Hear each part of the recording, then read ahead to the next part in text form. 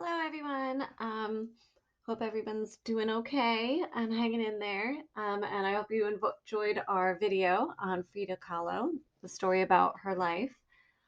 This semester, we're focusing on the studio habit of mind, understand art worlds, and our artist today was Frida Kahlo. Let's go ahead and read with me our I can statement. I can learn about art history and learn to interact as an artist with other artists.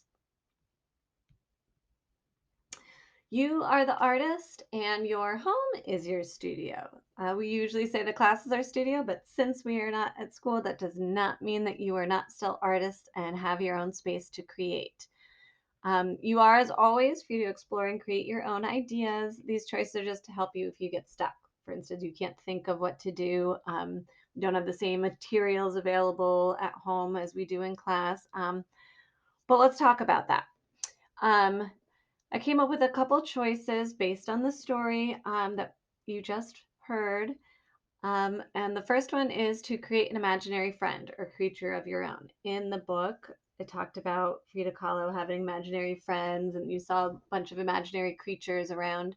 Um, that could be a drawing, it could be a painting, it could be something that you collage. You can cut stuff out of pictures out of magazines or newspapers. Of course, check with your parents first before you use any of that stuff um, to create a funny little creature. Or you could, if you have modeling clay or Play Doh at home, you could do that as well. You could even build it out of Legos, really.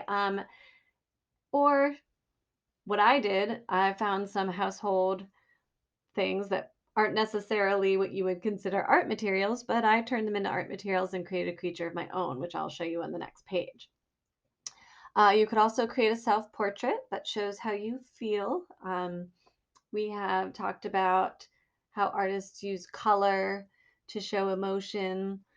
Blue for sad, red could mean love, but it could also mean anger, and so on and so forth. So you could do that. You could use facial expressions to show how you feel, um, if that's something that you're interested in. And again, it could be a drawing, it could be a painting, it could be a collage. You could collage together a picture that shows how you feel. Um, you could be a combination of collaging and your own drawing, which is kind of what we're going to do in the next choice, which is to find an image from a newspaper or magazine or some other source. Again, ask your parents before you go cutting things up, and add your own designs and colors to it to create a new image. I'll just show you on the next page here. This is what I was talking about. This was my funny creature. Um, so you don't necessarily have to have art materials at home to participate in creating funny artworks. I used a contact lens case for the eyes and then used peanuts, a jar of peanuts. So it looks like a little funny guy with his mouth wide open, spitting out peanuts. So that's one way you could just create a creature around your house and take a picture of it. Um, For the third idea, I cut this picture of a little boy dancing in some sort of,